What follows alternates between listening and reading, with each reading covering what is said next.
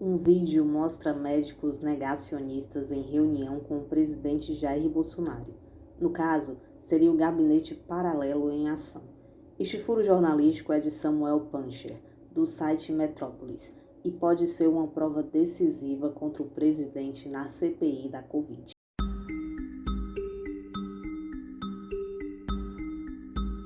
No vídeo, vemos uma reunião sobre a gestão da saúde na pandemia em setembro de 2020. Nesta época, o país vivia o pico da doença, que culminou em um colapso sanitário com a segunda onda do coronavírus em novembro do mesmo ano. Em uma sala, se encontram muitas pessoas, bastante próximas umas das outras, e todos estão sem máscara. O tópico principal da discussão é um possível boicote contra as vacinas, o único método eficaz comprovado pela ciência para a nossa imunização. Chama a atenção o discurso de Paulo Zanotto. Sua fala é pura conspiração, já que dá a entender que não se deve comprar vacinas, pois os laboratórios querem usar os brasileiros como cobaias, graças à nossa diversidade genética. E uma das coisas importantes que tem para falar é o seguinte: no contexto da vacina, a gente tem que tomar extremo cuidado. O Brasil tem uma diversidade genética assombrosa, que faz da população brasileira provavelmente das grandes mecas do desenvolvimento de vacina. A gente tem que tomar um cuidado enorme com isso. Depois ele recomenda que o presidente crie um grupo de apoio, o que está sendo apelidado de gabinete paralelo na CPI. Então, nesse sentido, a gente precisaria, a minha sugestão, eu até enviei uma mensagem para o executivo, não criar carta para o Weintraub, para o Arthur, que talvez fosse importante se montar um grupo, a gente poderia ajudar eu não vou fazer parte desse grupo, não sou especialista em vacina, mas eu gostaria de ajudar o executivo a montar o que se chama de um board, como se fosse um shadow cabinet. Esses indivíduos não precisam ser expostos digamos assim, a popularidades. O engraçado é que o governo dá várias justificativas para a não compra de vacinas.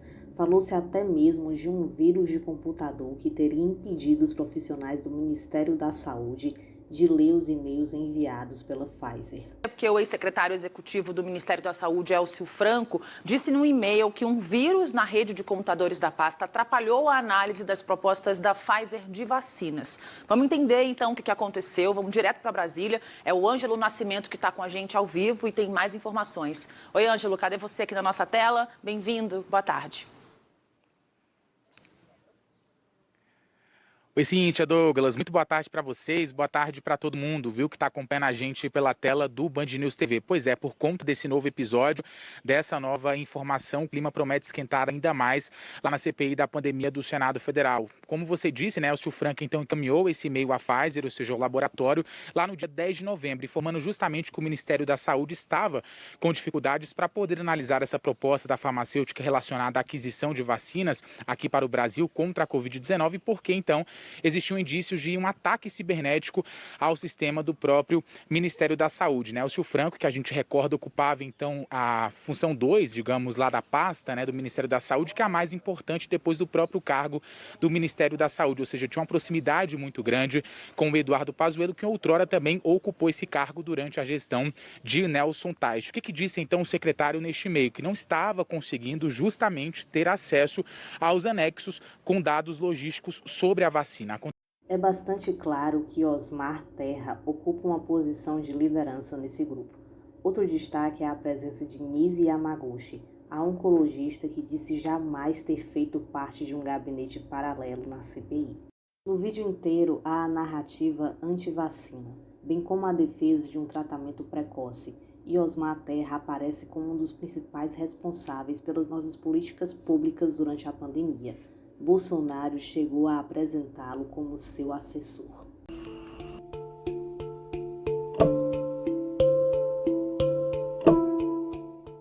Honra trabalhar com o senhor nesse período. O galo aqui, é o nosso padrinho, né? Eu tive conhecimento, conversei bastante com um grupo aqui pela rede, né? Eu vou entrar em contato imediatamente com o Ministério da Saúde para ver a saída para isso aqui e aviso. Ou então você mesmo, não tem problema, dá uma assessora aqui, entra em contato com o Pazuello e a gente pode fazer para atender Osmar chega a orientar Bolsonaro durante a reunião a ignorar os efeitos nocivos da hidroxicloroquina no coração. Que tem um especialista em arritmia cardíaca, e ele é o primeiro a dizer que não tem problema usar hidroxicloroquina. Tem que ver o depoimento americano também, né? Falou exatamente isso, não tem problema. Foi potencializado exatamente para só fugir. Talvez não seja um remédio muito barato. Na verdade, desde o início da pandemia, o deputado Osmar Terra critica o isolamento social, defende a cloroquina e a imunização de rebanho por contaminação, algo também feito pelo presidente. A epidemia, na minha opinião, vai ser menor e com muito menos dano para a população que a epidemia do H1N1, por exemplo. O número de pessoas que morreram de H1N1 no ano passado foram na ordem de 800 pessoas. A previsão é não chegar a essa quantidade de óbitos no tocante ao coronavírus. No H1N1 nós não fechamos um restaurante. Estava falando do presidente Lula, era governo dele, ninguém pregou quarentena. E foi muito mais grave e matou muito mais gente do que o coronavírus vai matar. E no Brasil se atinge o pico no máximo em 2 semanas, até menos. O pico da nossa epidemia vai ser em abril, né? Provavelmente na 3ª semana de abril, e termina no final de maio. Nós vamos entrar junho já praticamente sem epidemia no Brasil. A curva está seguindo a curva normal, são 7 semanas, 8 semanas, e dali para baixo ela diminui. Nós vamos terminar essa epidemia no início de junho. Ok, deputado. O novo coronavírus não pode sofrer mutação e recontaminar a mesma pessoa? Não, isso não existe em epidemia. Num período curto de epidemia não tem esse problema. Pode ter um vírus um pouquinho, ele pode ser um pouquinho diferente um do outro e tal, mas não tem. Esse risco não acontece, senão as epidemias não acabavam nunca, Denise. As epidemias acabam em 14 semanas. Ela começa e termina. Em junho não vai ter mais epidemia. Alguns estados, como o Rio Grande do Sul, estão aumentando um pouco por causa do frio, mas em 2, 3 semanas começa a baixar também. A epidemia está indo para o fim, né? E ele vai terminar sem a vacina. Vamos ter uma onda, não é uma segunda onda de vírus, que não vai ter. Agora inventaram que no Amazonas ia ter um novo surto, uma segunda onda. Tudo é bobagem, não vai ter. A tendência ainda é menos, e cada vez vai ter mais contágio e menos mortes, né? A pandemia, realmente, ela está chegando ao fim. Os números têm mostrado isso aí. É bem provável que em algumas semanas cheguemos à imunidade coletiva ou imunidade de rebanho e o surto epidêmico termine. Então nós estamos diante de uma desinformação, não me parece proposital, mas ela cumpre um objetivo de assustar as pessoas e parecer que nós estamos dependendo da vacina para terminar essa pandemia. Não é verdade. Não é a vacina que vai acabar com a pandemia. O que vai acabar com a pandemia é a imunidade de rebanho.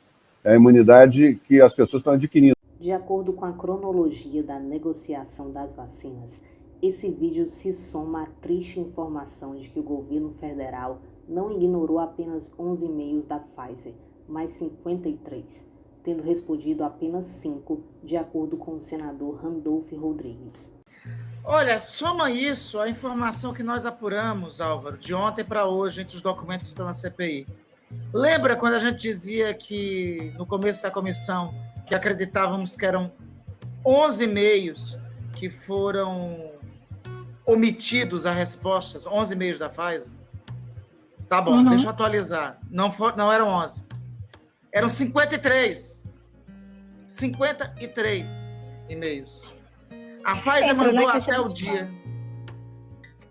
olha só, a Pfizer mandou até o dia 8 de novembro 47 e-mails. No dia 9 de novembro, no dia 10 de novembro, finalmente o senhor Elcio Franco responde pedindo a comunicação com a Pfizer. O que aconteceu entre 8 e 10 de novembro? A reunião do gabinete paralelo com o senhor Fábio Van Garten e o secretário de Assuntos Internacionais, o Felipe Martins, com a Pfizer.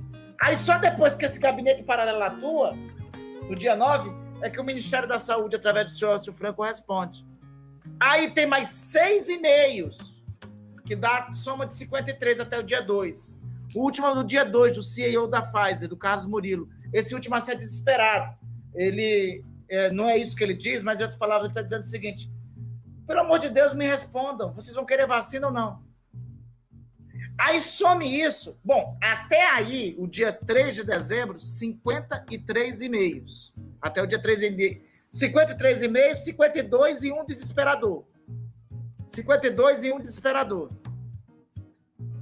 A conta vai aumentar. Estou botando 53,5 hoje, mas a conta vai aumentar. Porque o presidente da República só fala com o CEO da Pfizer no dia 10 de março, após a nossa lei ter sido aprovada no Congresso Nacional. Aí tem um complemento dessa história. Eles pediam tal cláusula de segurança jurídica, o governo pedia. Aí essa cláusula não é editada pelo governo. Finalmente é editada no dia 26 de dezembro, numa minuta de medida provisória. Nessa minuta de medida provisória tem a cláusula de segurança jurídica para comprar a vacina. Essa minuta é assinada pelo Pazuello, é assinada pelo CGU, pelo AGU e pelo ministro da Justiça. No dia 6, a medida provisória é editada, sem a cláusula de segurança jurídica para adquirir a vacina. Qual a diferença do dia 26 de dezembro para o dia 6? É que no dia 6, quando é editada, tem a assinatura de um senhor chamado Jair Messias Bolsonaro, que vai para o dispositivo. Aí vai para o Congresso. Aí no Congresso, por sugestão, inclusive, da Janssen, um membro do Congresso, no caso este que está falando com vocês, Randolfo Rodrigues, protocola uma emenda, restaurando a cláusula de segurança jurídica que o Bolsonaro tinha tirado na edição da medida provisória. O que é que ocorre? O governo orienta que o relator na Câmara não aceite a medida. No dia 18 de fevereiro, o presidente do Congresso faz contato comigo e diz, essa medida pode possibilitar a vinda de vacinas. O que é que precisa? Eu marco uma reunião com os CEOs da Pfizer e da Janssen, que só ocorre no dia 22 de fevereiro, termina a reunião, o presidente do Congresso fala para mim, Randolfo, eu vou lá convencer o Pazuello. Convencer o Pazuello. Convencer a adquirir vacina. Convencer o Pazuello. Aí ele vai, convence o Pazuello, a gente aprova. É um dos projetos de lei que é aprovado em caráter de maior urgência do Congresso. De terça para quarta, nós aprovamos o projeto de lei. De terça-feira para quarta-feira.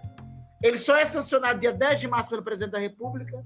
E somente 8 dias depois, de março, depois de todo esse roteiro, é que se adquire a vacina da Pfizer. Nós podíamos ter a vacina desde 17 de dezembro. Resta apenas aguardar quais serão os próximos desdobramentos da CPI da Covid.